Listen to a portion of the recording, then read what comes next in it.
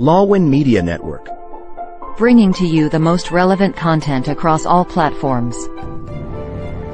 business, legal, politics, health, lifestyle, and entertainment. Your source for all the news and updates in the greater Houston community from Texas and all over the world. Get informed and empowered with Lawin Media Network.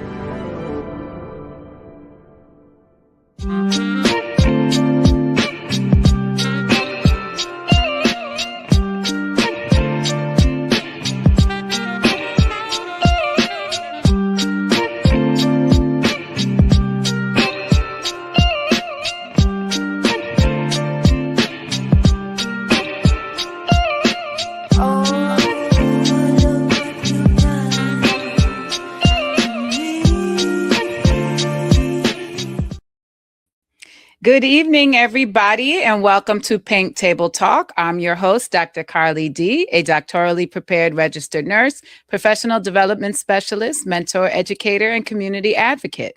The show is brought to you by Lawin Media Network, and you can catch us live every Wednesday at 7 o'clock Central, 8 o'clock Eastern.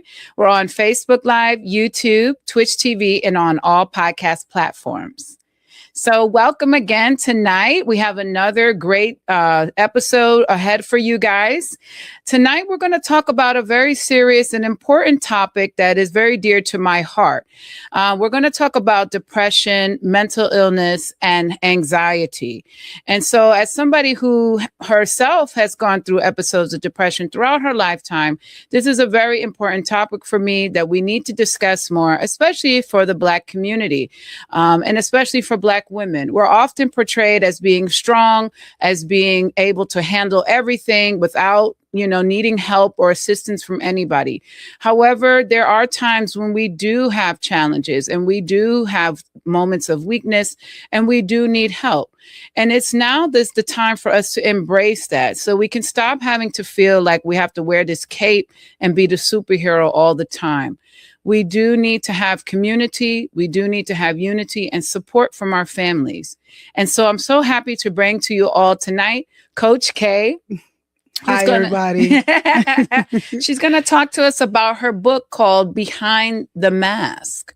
And so in this book, she talks about her struggles with depression and anxiety and how she overcame those challenges. But before we get into her book, we're going to just get into who is Coach Kay. So everybody, welcome to the show, Coach Kay. Hello, everybody. How are y'all? So Coach Kay, talk to us. Tell our audience, who are you? Paint a picture for us of you. Okay. I'm Coach Kay. I'm from Carolina. I am a military veteran, Army veteran. I am a single mom. I'm a survivor of trying to commit suicide. I'm a survivor of domestic violence, sexual assault, overcome dealing with a narcissist, just so many different things in life that made me the strong woman I am today. Yes. I still deal with challenges on an everyday basis. I own several businesses here in Houston, Texas. I am a fashion consultant. I love fashion. Ooh, okay. But Yes, dealing with mental health is something that has really been triggering lives. And I felt like it was time for me to put my story out there and come from behind my mask. Yes, I love that. When I first saw your book and the description of your book, I said, oh my gosh, this story parallels a lot of my own personal story. And when I received your book a couple of weeks ago, actually, my daughter and I have been reading it, and she thinks that this is my story. And she's like, Mom, this is about you. And I'm like, no, it's about Coach Kay, but we have a lot of similarities. It is dealing with depression is something that's very hard. Yes. Not even just a color base, but as a woman in general, we force ourselves to be strong and hide things. Yes. I hid behind my mask for a very long time. I didn't talk about things. I was the showstopper. I showed up, and nobody knew what I was dealing with once I got home behind those closed doors until I actually went into that dark place. So I had to acknowledge that I didn't want to be behind the mask no more. Yeah. And I wasn't ashamed of telling my story. I feel like it can help someone else. Yes, and like I said, we have a lot of those similarities. People often see me, they're like, oh, she's successful, she's educated, she's so strong and confident. But they don't know that I've had to face a lot of challenges in my life and a lot of anxiety and moments of dark depression, where I didn't want to get out of bed or go outside.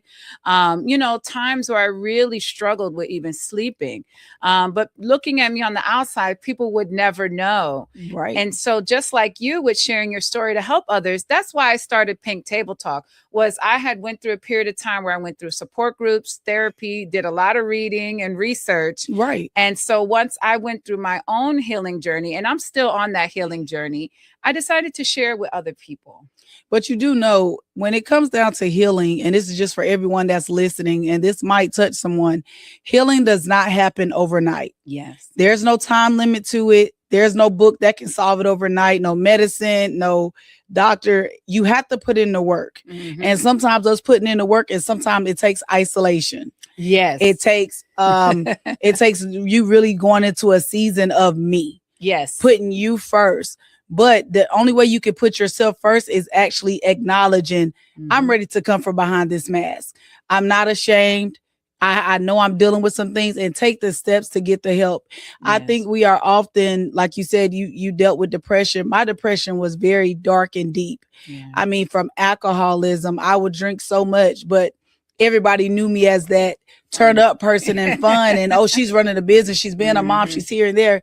But nobody actually saw me, because I'll be sitting in front of my family, but I'm that person that's that bubbly. So they couldn't really see what I was going through because I never showed it. Yeah. So when I got home, I'll go in my closet. Yeah. I isolate myself. I wouldn't get out my bed for days at a time. I wouldn't answer my phone. And then one day, I'd never forget, it just clicked in a worst way possible. Yeah. And I really had to take those steps. And it was a lot of steps I had to take to get to be the woman I am today. Yes. Well, I definitely can see that you have become such a wonderful and strong and beautiful woman. I think you've always been that. I think that this experience for you probably just helped you to really dive deep into that light of yours. Yes. I mean, it is the biggest challenge I think I face, and I think a lot of our listeners can really tune in with that, is I was afraid. Yeah.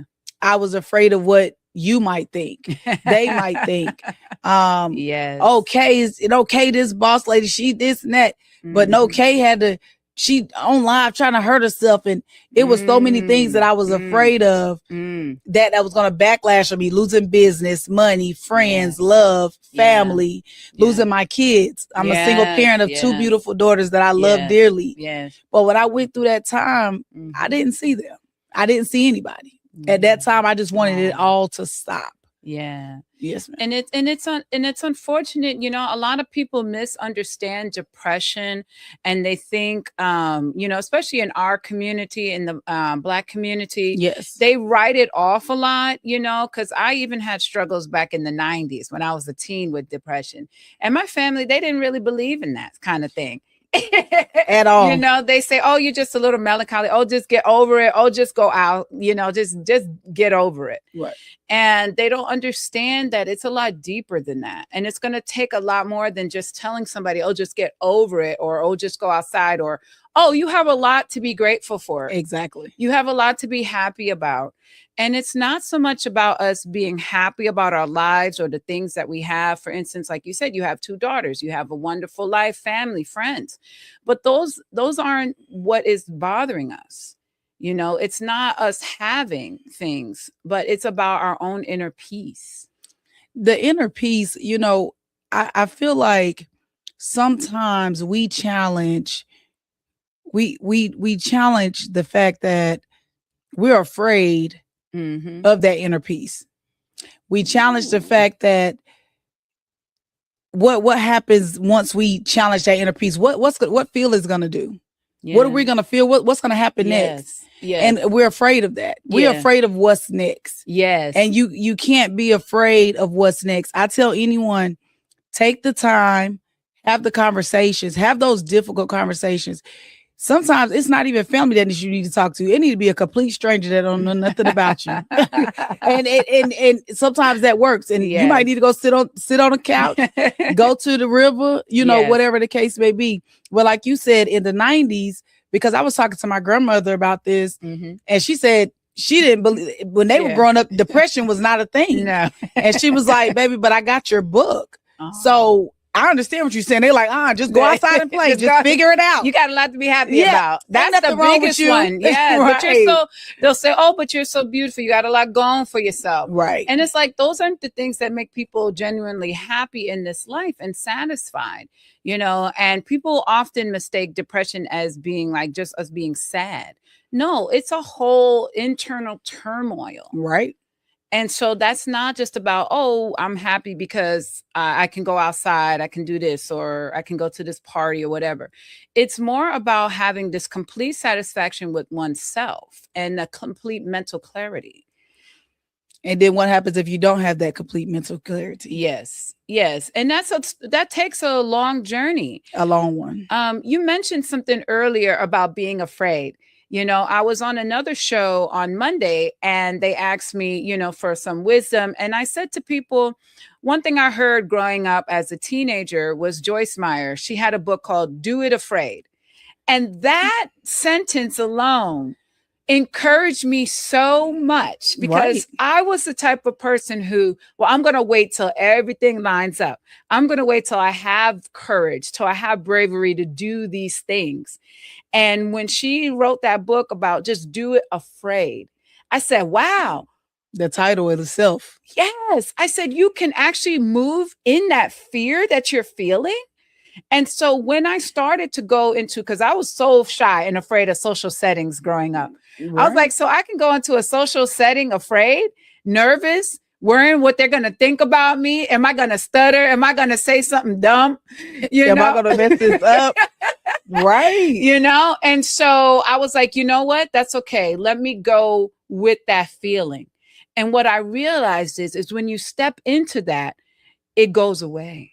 Over time, it lessens, the fear lessens over time to where you're like, you know what? I'm not afraid at all. And you know what? We always get caught up thinking what they're thinking about us. If they're looking at our clothes, our teeth, our skin, people 9 times out of 10, they don't even remember. They're so focused on their self. Exactly. And so we spend so much time internalizing and having this inner conflict with our own self. With ourselves. We're worried about but we worry so much about what's in front of us, what that next person is saying. Yes. That it's like, okay, well, if I say this, are they going to think this? If I do this, if I go get help, what's going to happen? Are they going to talk about me? Yes. But if we just take that time and breathe a little bit and do what we need to do and take those steps, it's going to work out. Yes. But I tell my followers every single day, nothing is going to happen overnight. Yes. Like people look at me now, they be like, well, you overcame this. I overcame it, but I'm still fighting every single day. Ooh, yes, I know. And people today, they'll look at me and say, wow, she's got all this going for her. This has been at least 10 years in the making. And only really 7 years ago did I start to face myself and my childhood traumas. For the longest time, I thought, because I'm not a child anymore, I'm grown up. Right. I got a career. Yeah, there it is. I'm like, okay, I got an education. I'm over. I'm not that little girl no more. But then it started showing up in other ways and other patterns. And it was like, God was like, no, you got to deal with it. You got to deal with it. You got to deal with that. And until you deal with that, you're going to keep running into the same types of people, same types of problems. The same cycle. Same cycle. And that's, for me, when I went through that season, I had to really deal with my young self. Yes. I had to acknowledge the things that were actually happening to me, that happened to me. Yeah. And it was the hardest thing I've ever dealt with. I mean, things that I dealt with, like you said, in your childhood. Yes. I dealt with things in my childhood that I hid, or I just said, okay, that's just normal day. But as I'm in my adulthood, I'm watching my young daughter, Sunrise, grow up. And I'm just looking at certain things like, okay, but then certain things flash and I need to take it back. Like, okay, I can't move forward being Kay until I deal with young Kay. Yes. So I had to really let's go have a talk real quick. Yes. And let's actually acknowledge those things and accept. Yes. When you're dealing with depression, and I try to really put this out there a lot. Depression, you have to accept. You have to not be afraid to accept that I have depression. But you might have depression, but the only way you can get through it is say, I have depression, but depression doesn't have me. There you go. I love that. That is my saying. I love that. I might have depression. They might have diagnosed me, but it doesn't have me. Yes. So how do we overcome it? How do we get past it? What are the steps that you're going to take? Yes. You know what I mean? Like, or are you going to just sit in it? Yeah. Are you ready to come out of it? Or are you ready to come from behind that mask? Yes. I love that. And you know what I love what you said was you had to face your younger self and accept your younger self. And for me too, visually, a couple of years ago, what helped me was I envisioned giving my younger self a hug and saying, it's okay. And you know, when we can settle our inner child, right, we can start to heal.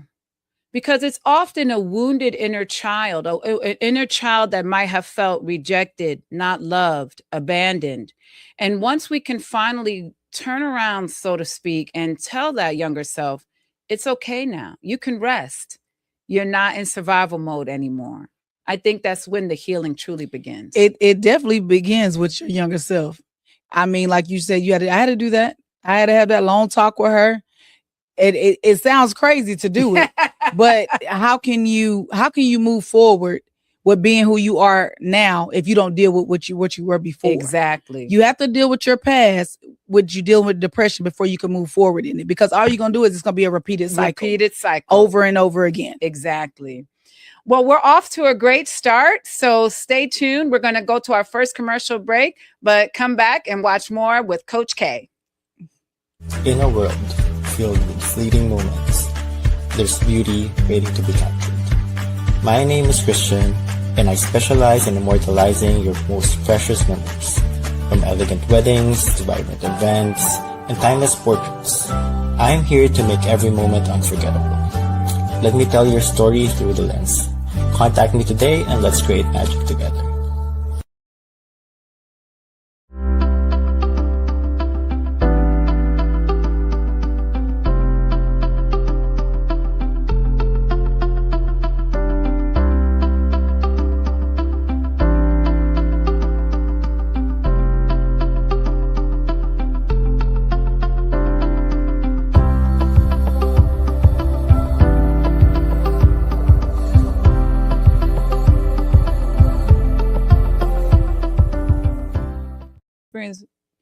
Welcome back, everybody. We're back on Pink Table Talk with Coach Kay. Tonight, we're talking about depression, anxiety, and her book, Behind the Mask, Facing Depression in Silence.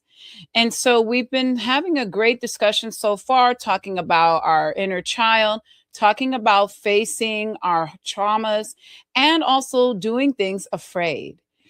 So, Coach Kay, talk to us more about what this mask is and what it means, because to me, that's what really struck out to me was like the imaging on the book, and this concept of a mask. For me, I wrote this book because when I step out in any building, I'm going to shut it down. I'm going to be the life of the party. But I put a mask on, and I didn't acknowledge I was putting a mask on until I fell deep. I feel like a lot of us, we wear masks just so people don't ask what's wrong. Or we are taught to, as a younger, be tough, get over it, or it's okay. You bigger than that. You stronger than that. Yes. So you are taught to put that mask on, and it's two sides of it. So you have this side where this is your actual self. You're showing them just the bare minimum. But on this side, here go that mask where you're hiding everything that you're dealing with so they won't ask. So when you unlift that mask and you actually deal with the reality of what you're going through, it makes it easier.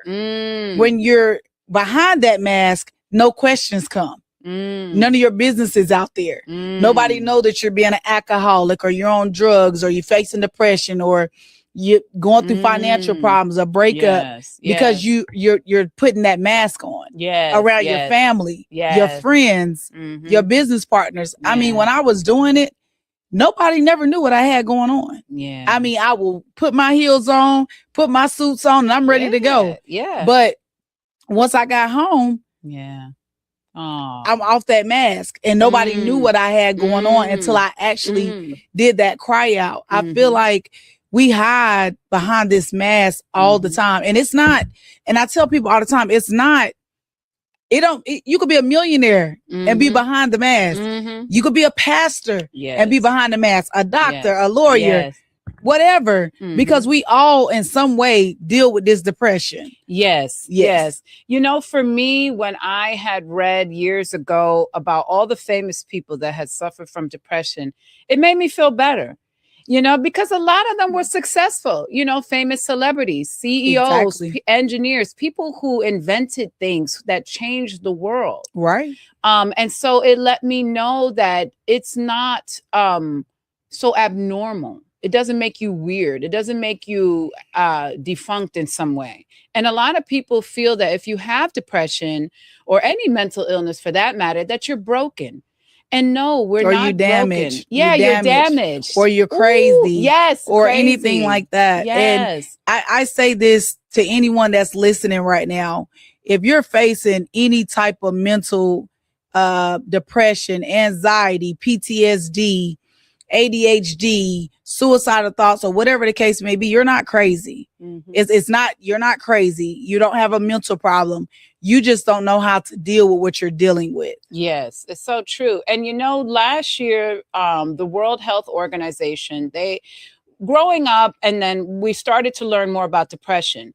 And it was always thought to be a chemical imbalance. However, last year, the World Health Organization actually linked depression, anxiety to trauma. Yes. And so that's why we're starting to now see more trauma-informed therapies and treatments. And so when we can link it to trauma, we can understand that it's based on somebody's experiences. They went through something. You're exactly right about that. It's not just so much, oh, they're crazy, like you said. Oh, they got an imbalance. No, something happened that broke this person in certain areas that need to be mended. Exactly. I feel like trauma is a big issue when you're dealing with depression. Yes. And sometimes we don't think it's trauma because it's everyday life.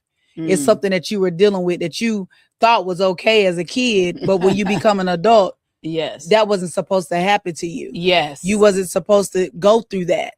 And now that you're an adult and you can speak on it, and after all these years of being in that trauma, dealing with depression that you didn't know what was there, you're dealing with anxiety and scared. You're scared to love. Yes. You're scared to trust people, scared to have friends. Yes. A man might come up to you, a woman might come up to you, not, either or, and you don't know what to do because you're so traumatized from the past that you can't really see anything in the future because here come the depression, here come the anxiety. Yes. So trauma is a big part of that. Yes, it is. And I feel like a lot of people don't realize that we go through so many traumas in our life, from our childhood experiences, teenage, and into our adult life. We're facing so many more stressors these days, from job anxiety, job loss. There's so much things going on: poverty, homelessness, relationship trauma. A lot of people don't acknowledge how impactful relationship trauma can be. Relationship trauma. That needs a whole episode on its own. A few episodes. That's a couple of episodes Dr. D on its own. So I actually went through some trauma. I was in a relationship with a soldier. And I didn't know he was suffering with PTSD. This man will beat me every single day. And I was active duty at the time. Wow. I never told nobody. I never spoke on it. My brother would come down there and visit. He never knew because I hid behind the mask. Yeah. So I act like I was okay. But when everybody finally found out, they were like, well, why you didn't say nothing? Yeah. I didn't know how. And that was that trauma. Yeah. Abuse, I dealt with mental, emotional, physical. It tore me down to my lowest level. But like we just stated, going back to that past, I never dealt with it. So what did I do? get in another relationship. What I do, get in another relationship. Yes. And that's damaging you too. Yes. And that's gonna, until you deal with the past, yes, you're never going to be healed enough to be loved the way you want to be loved properly. Exactly. And you know, our childhood experiences, this is something I learned a few years ago on my own journey. Okay. Our childhood experiences condition us to accept those types of love. There it is. And so if we grew up in an environment that may have had toxic, habits, traits, toxic ways of showing love, unbeknownst to us, we will choose partners who will treat us the same way we watch. And so we will recognize that pattern. We're like, okay, they're yelling at us, but that's okay. Okay, they're gaslighting. Well, my parents gaslit me. They're abusing me. Well, in your childhood, you might have had some form of abuse. And so we get stuck in that because we're conditioned. And then we're also conditioned not to speak up about it. Because what they say? What happens in our house stays in our house. So, and you just said it. You are taught to, what happens in this house stays in this house. Our business don't go out in the streets. Yes. So then when you get a partner, you get a friend, and you're like, well, why you never told nobody? We couldn't talk about that. You can't talk about what happened in that season that you were in at home in that younger age. Because the way it is right now, 2026, and the way it used to be, it's not the same. It's not the same. Like my oldest daughter, she gets so upset with me sometimes. Like, you raised her like this, but when I was younger, I got this. Yeah. It's not the same, sweetie. Yeah, it isn't. So I definitely agree with you with that. Like, our past, our childhood does teach us what lover that we want to see. Yes. But if we grew up in a household, let me ask you this. Do you feel like if we grew up in a household where it was all black and white, when I say black and white, all peaches and cream, no arguments, no fighting, no yelling. Do you feel like that's what you would date now? Or do you feel like if you grew up with the yelling and the arguing and the drugs and the drinking and all this disarray, and now that you're an adult, that's what you date? Do you think that it matters? For me, I grew up in a very loud house. So they express themselves very much right. So. And so for me, I always wanted to choose a partner that was quiet. But the funny thing is that was their mask. Because behind closed doors, they started yelling at me. They started fussing and being abusive emotionally. And I was like, well, I thought I was choosing somebody opposite. But sometimes, behind that mask, and that's a narcissist too. Yes. And that's going to be an episode for us. We can definitely talk about that all day long. But behind that mask, we'll think we're choosing that man or that woman that's for us. Yes. And in the end, we're not choosing them because all it takes is a couple of months. And then their mask gonna go start coming off. And then they're gonna start showing you the gaslighting, the arguing, the fighting. And you're gonna be like, whoa, the twisting. Where did all this come? Yes. Wait, I thought I found my match. And you know what happens then? Then you're going to go behind your mask. Yeah. Then you're going to get quiet. Yes. You're going to get silent. You're not going to want to have a conversation. You're going to be scared to say the wrong thing because you don't know if they're going to walk away or not. You done invested time, money, energy. So where does that leave you? You start to abandon yourself. And this is something that I learned last year with my therapist because I was in a relationship that wasn't healthy for me. And she said, you're abandoning yourself because to keep things quiet, to not have an argument, to not disturb the peace, I couldn't speak up about things that I didn't like. I couldn't speak up about things that I know I saw, but I knew I was going to get gaslit. No, you're paranoid. No, didn't see that. I'm not doing this. I'm not doing that. And so instead of going through that, I would just stay quiet. And you would just go behind your mask. Yes. And so that's called abandoning yourself. Yes. And so I said, you know what? If it's going to take me abandoning myself to keep the peace and to keep this relationship, I don't want it. because when you abandon yourself, it takes so much out of you. It does. You gotta either lose weight, gain weight. You're gonna stop eating. Yes. You're gonna stop staying focused. Yes. You're gonna walk around like you're on eggshells. Yes. It just takes so much from you. Yes. So the question is, what do you do differently? Yes. And so for me, my friends even now can see, wow, Carly, you're doing so many things now. I said, my creativity is back. All those projects that I've been wanting to do, my book, my website, show ideas, speaking engagements, it came back. My spark is back because I'm not abandoning myself. And I let that unhealthy relationship And go. you also, and she also came from behind that mask. Yes. So then you was actually able to see yourself. When you're able to identify the things that are holding you back from doing things that you love, yes, that's when you know that you're in that healing process. Yes. And healing it's no time limit, right? But as you're healing, you're still going to go through things. Yes. And yes. you're still, as you're going through things and healing, you're still going to the next thing and the next thing and the next thing. It just all depends on you. Yes. And it's so funny. You said that it takes a few months for the mask to slip. Baby, I have sharpened my skills. It don't take me more than 2 weeks. Less than 2 weeks. Oh, Lord. She said, I've had to dismiss a few already. Look, I'm like, oh, no. I see it. Let me tell you something. My radar is like, it is so sharp. I do not play. I'll be like, you doing too much. I can't deal. This is too. Yes.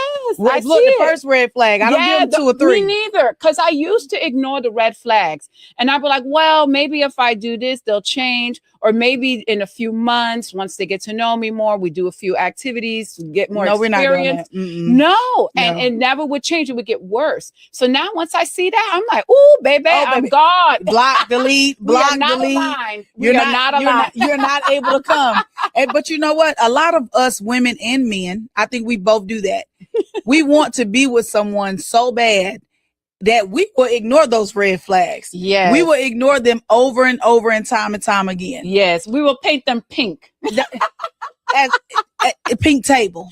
Yes.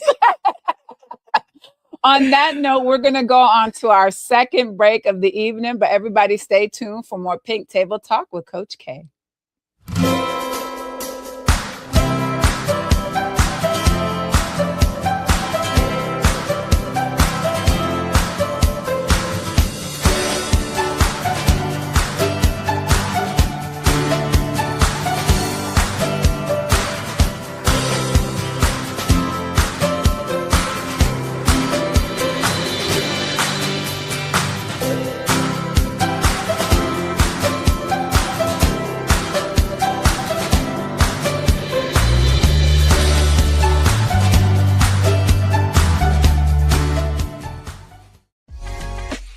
Join us for a captivating new series where Lawin sits down with the trailblazers of the music and entertainment world.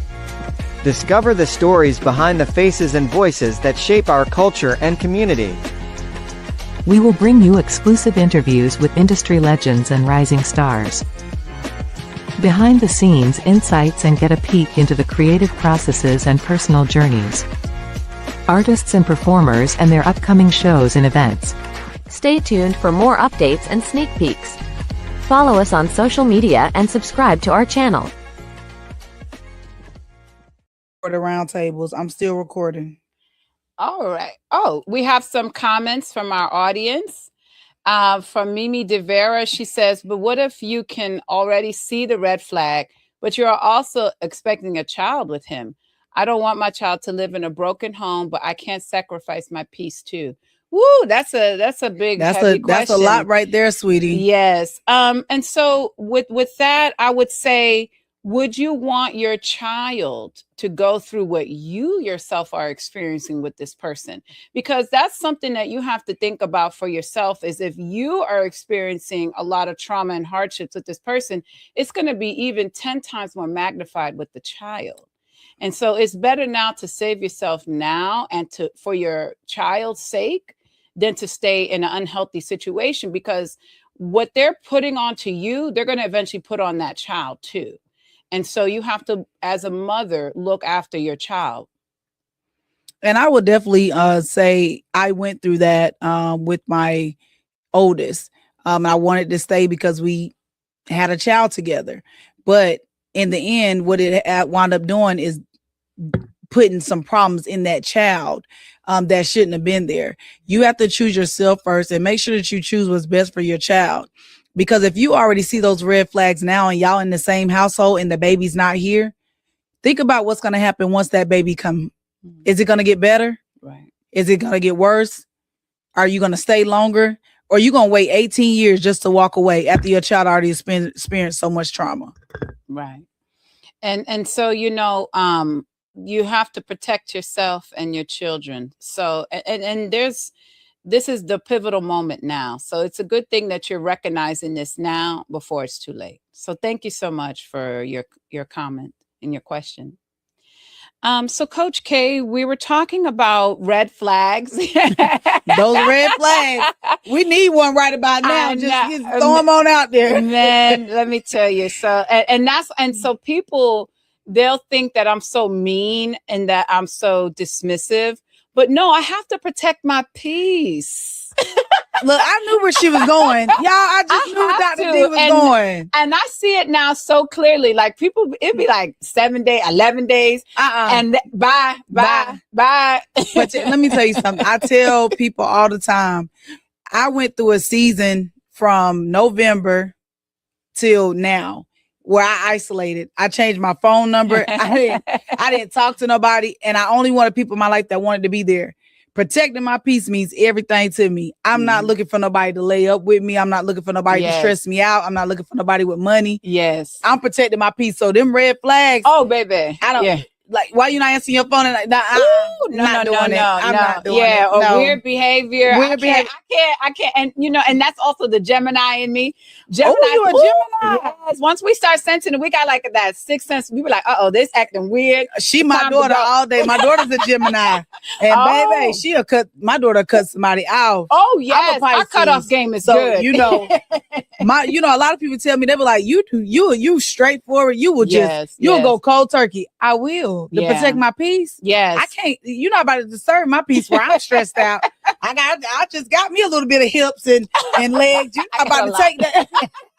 So yes, those red flags are something that you cannot ignore. I feel like we do ignore them because we want that love. Yes. We want that relationship. We're tired of being lonely. Yes. Especially women that's in our caliber. Yes. That's what we are. Oh, it's hard. And that's just being honest. Like we really ready for that person to stand beside us. Mm-hmm. But we're not going to settle. Yeah. And they're not ready. Exactly. They're not ready. Yes. Exactly. I went through 3-year period from 2021 to 2024, completely single.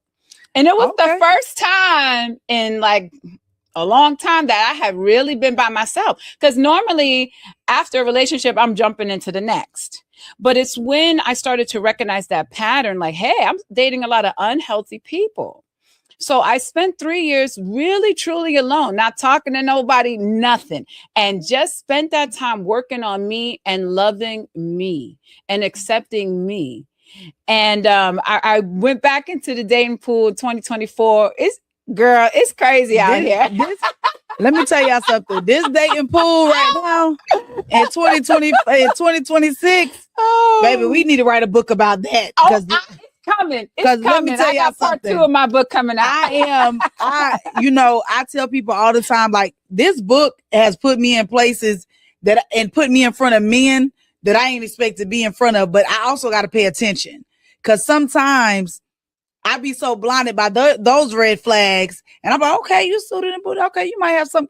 Then I'm like, nah, something ain't right. Like, let me not dismiss that you looking good right now in front of me. Okay, looking like a piece of meat or something. So, but yes, so I think this dating nowadays, go and write your part 2. We Dr. D with part 2 because we are definitely ready. Oh, it's gonna make a lot of people nervous. But. The thing is, when you're not settling, it makes you very selective. And then people start saying, oh, well, you're self-absorbed or you're bougie or you're bougie or you stuck up. Yeah, you stuck up. Or you ain't ready for a real man and all this stuff. Yeah. And it's like, no, I want my peace. I want my peace. Happy. Like, seriously, like, I don't mind coming home at the end of the day, sitting in my house on my balcony with a glass of wine and some music by myself, and I'm good. I don't need nobody for any of those superficial things. So if I really am with somebody, it's for a true connection. But if, like I said, there's some red flag, that weird behavior. We already know Dr. D see him in 3 days, she said. So, so they're already out of there. So, for me, I think where I'm at right now in the season is a lot of people see the outside of me. Yes. When I step in a room, who I am, but nobody really knows what's inside. Yes. So I always tell men, why do you want to talk to me for what you see outside? Baby, it's a lot that goes on in the inside, and then I get to look and I'm like, oh no, this is not gonna work. It's not gonna work. I can tell really. I truly, like I said, you can clock it. Yeah, it don't take much time. It really don't. Like it could be the first conversation. I'd be like, no. What you talk? What he just said? Yeah, no. yeah. You know, girl, no way. But you know what I also learned a couple of years ago when I was in a relationship support group, we often think about and read about red flags, but then they also provided us with a list of green flags. And I said, we need to focus also not just on looking at what could be wrong with somebody in a relationship or in life, right? But also the green flags. Because I think sometimes when we've been hurt so much and been traumatized so much in relationship trauma or any other type of trauma, we only can look at the red flags. Yes, we can only see the bad, and we're scared and we're like, oh, this one's gonna be like this one. Oh no. We start seeing and then you that start same comparing. face. You start comparing. Yes. So I mean, the only way you can look at the green flags is if you're ready to look at the green flags. I feel like a lot of us put ourselves in those red flags. Like, okay, I just met. Nope, gone. Like it's not even. They don't even have a chance. Mm-hmm. But that's also because they don't have a chance because you're still dealing with the trauma from your past. You gotta let go of the hurt that you went through with your ex. Let go of the baby mama, the baby daddy, the ex-husband, the mama, the daddy, whoever hurt you. Because how can someone love you if you're still holding on to the past? Yes. How can someone see you if you're going to be behind your mask? How can someone treat you the way you want to be treated if you're not going to be open to receive it? Mm-hmm. It's so true. And you need to take that time. I hate when I see people jump from relationship to relationship to relationship without having that time to really heal and focus on themselves. And then you also have to get a therapist. I feel like people really do need to use therapy. And when it comes to those green flags and you're a person who has been traumatized, right, and you're trying to figure out, okay, is this a good person? Is this a bad person? Am I just seeing my past? You have to have that therapist to be able to look, no, these are good things. You're seeing someone who is good. These are good traits, because sometimes you need that validation. You need someone else to confirm with you, like, no, this is good. This is safe. And so that's one way to help you see those green flags and confirm it. Exactly. And you have to have that. You don't need to go talk to your friends or other people and be like, oh, talking about, your new relationship, but talk to somebody that actually has a degree and that can help you. Wisdom and guide you. But a lot of us are afraid of counseling. A lot of us are afraid to go sit on that couch. They're afraid of that diagnosis. But I'm here to tell you it works. I was in counseling for 4 days a week almost. Yeah. You just have to take that step because I tell people I'm a life coach, right? But I'm not a certified doctor. I don't have that degree, but I am a life coach that's been through some things. Yes. But I'm not going to tell you what Dr. D will tell you. I'm going to tell you what something different from my life side. Yes. She's going to tell you from the clinical. Let me tell you from the clinical side, this is what's happening. So I tell people all the time, regardless if it's you, me, whoever they feel comfortable with, have those conversations, but also do what you need to do to heal. Yes. And you really do have to spend that time. And it's hard to be alone. It's hard to feel that isolation. But I'll tell you, I had the first couple of days, like after a breakup. Ooh, that could be rough. That could be real. Them first 7 days. Yes. You don't want to get out of bed. You start thinking about, let me text them. Let me text them. Ooh, girl, I'm going to go to their house. How many times you don't block them? Block. So I definitely understand. It's really, I was in a season, and I call this season every time isolation, confirmation, and evolving. Ooh, ice. You got to ice the wound. I needed to isolate myself so I can see what I couldn't see. Mm-hmm. And I needed that confirmation of who's for me and who's not. Mm-hmm. And evolving, baby, I'm going all the way to the top. Yes. But I couldn't do that. Like trying to be out here, you disturbing my peace and stuff. So I had to go through them seasons. I really had to go through a season alone. And I'm not gonna, right now I feel like I'm in a season alone, but I feel like people are being brought in my life. You, Yes. Miss Smith, the foundation I'm a part of, but I'm still like on this single side. So I'm like, am I ready to jump back out there? Girl, step your on time. the water. Am I ready to step on the water yet? Take your time. So, Oh my goodness. That's so funny though. But you know what I learned recently is after like these traumatic relationships where there's a lot of gaslighting, a lot of lies, manipulation, our nervous systems are in hypervigilant mode. And so before you can even receive somebody new, you need to let that nervous system reset. And they that have to takes reset at least 2 to 30 days. And I think people try to do it in less than 48 hours. And you can't. And your it's not gonna nervous happen. system is still over heightened. It's still on alert. It's still looking for signs of danger. And so, like you said, that clinical aspect of it, our bodies aren't really ready. Our mind is not ready. Our biochemistry isn't ready. And so we do have to give ourselves some time for all of those things to normalize. And once you do, then you can see somebody for who they are with a clear mind. But you can't do it with a clear mind trying to break up with Billy, John, or Oh, whoever, girl, people and have then to jump back back up. in it the next day with Richard. And I'm like, Girl, you have to, I'm not gonna. I used to be like that. Yeah, I used to be like, okay, on to the next. But now I take my time. When I'm done and I step out of something, I step out of it. Now, one thing I can say is I will walk away. Yes. And when I walk away, I'm gonna play with you for a little bit. Mm-hmm. But when I walk, baby, I'm gone. Ain't no looking back. I'm gonna give you a couple of warnings. Oh, yes. But then when we walk, it's that's over with. it. That's the Gemini too. And with Geminis, y'all different breed. Geminis is a different breed, honey. So I seen a funny meme today about Geminis, and it said June Gemini. Hey, it's cool, and we're still gonna walk away. There it is. Like we'll be like, oh yeah, you're good, you're cool, but we already have checked out and we're already planning to move on. There it is. Already, it's already done. Yes, it is. We don't waste no time with that. So we're gonna take our last break for the evening. I can't believe we're almost done with this hour. It's been such a fun time talking with Coach Kay. Beautiful. But we'll take our last commercial break of the evening. But stay tuned for more Pink Table Talk with Coach Kay. For divorce and family law in Texas, Liggett Dizon Law Firm PC will guide you every step of the way. From initial consultation to detailed review of your case and strategic planning. We'll sit with you during negotiations or mediations, and represent you in court. Whether it is a family law, estate planning, or immigration, we will be there to guide through the final steps. So, leave your legal matters behind you and embrace your future. You can contact Liggett Dizon Law Firm PC at 346-5454-346 or visit DizonLawFirm.com. Okay, everybody. You see my tables? Welcome back. We're wrapping up tonight's session with Coach Kay and talking about her book, Behind the Mask. So we've been talking tonight about relationships, traumas, depression, anxiety, mental health, and how to get better.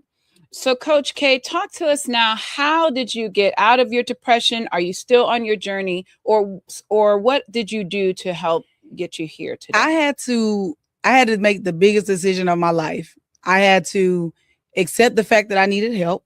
Mm-hmm. I had to take the time to isolate myself. I admitted myself to the VA hospital after trying to commit suicide on Facebook Live. Wow. I was in an Uber car. I was in a dark place. I didn't know that I put that address in there because I already had blacked out of whatever I was going through. When I got to the VA, police surrounded me. They didn't attack me. They came to me and hugged me because they know me from being up there volunteering. Yeah. They took me inside. They told me, hey, you can either stay here for 24 hours, you can stay here longer. I stayed there for 7 days. Wow. I had to stay there for 7 long days. And mind you, I had 2 kids. Yeah. So I was worried about me getting my kids taken away from me and everything. Yeah. My brother, he came all the way down here from Carolina just to be here with me in this moment, see me every day for family time. But as I was in there, I was still behind the mask in the beginning. I was trying to solve everybody else's problems. Yeah. And then I had to take that time. I had to get on the meds that they told me I had to take every day. I had to write in the journals, do the work groups. I had to really take that isolation to find out, like, do I want to get past this depression or do I want to still keep repeating the cycle? So I went through those things. Once I came out of it, I really just try to start seeing me, because I didn't like what I see. I thought I was ugly. I thought I was skinny. I thought nobody would ever love me. I thought I was never going to meet someone that's going to love me for me. I thought I was just damaged. So I had to take that time. I started writing in my journal.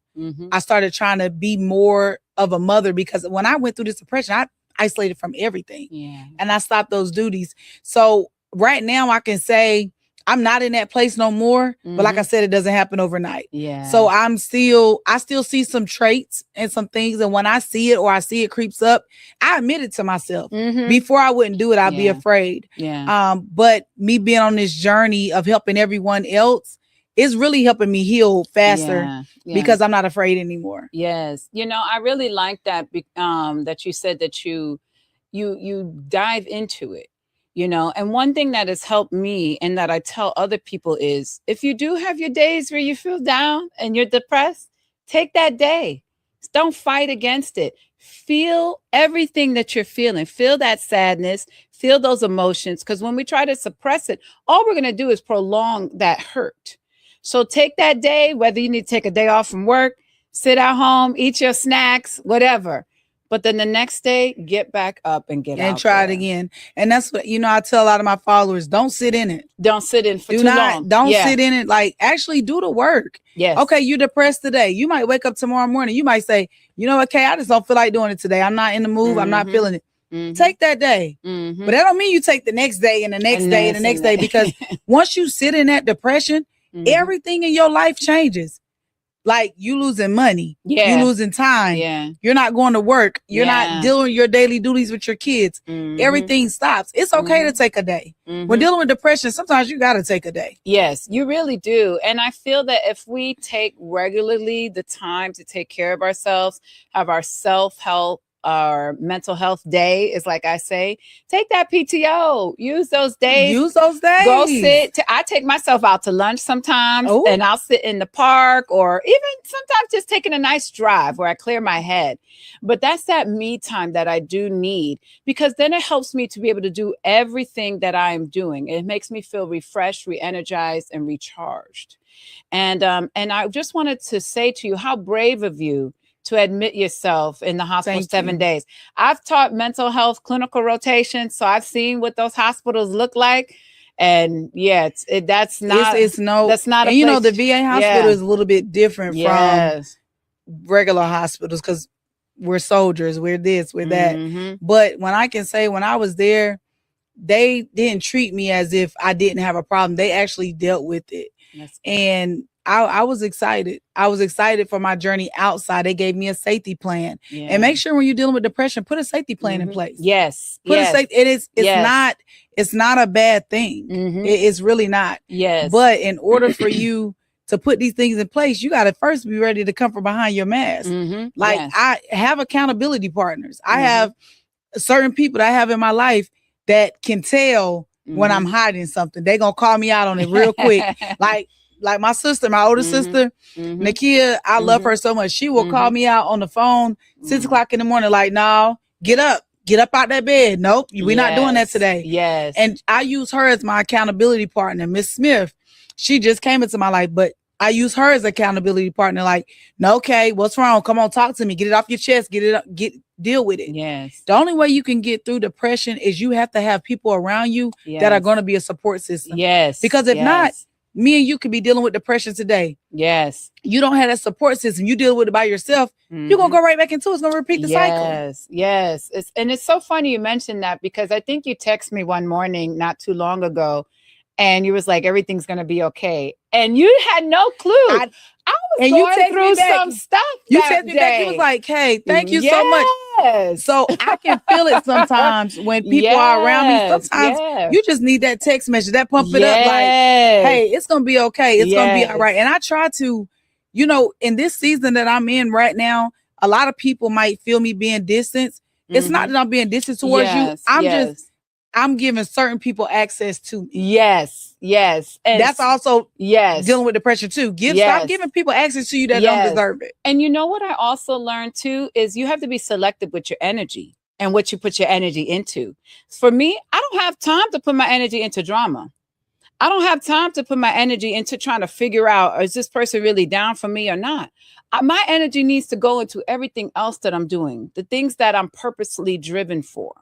So that's one thing I also helps me to sift out the weeds in my life is, am I having to put too much energy into this? Yes. And I don't have time for that. And so people be like, oh, you're weird. You're this, you're this. No, I have to cut some things out. You got to protect your peace. I have to protect my peace. Cause baby, if y'all get me caught up in some mess, I won't be focusing on nothing. What I got to do. and then you're gonna, the thing about it is when you're protecting your peace, people gonna feel like you're acting funny. Yes. You're gonna lose friends. Oh yeah. They think you're gonna lose stuck your up, family. They're gonna be like, oh, she acting funny today. Like people, even your man or your girlfriend or whatever. Yes. When all you're trying to do is protect your peace. Yes. But protecting your peace comes with a lot.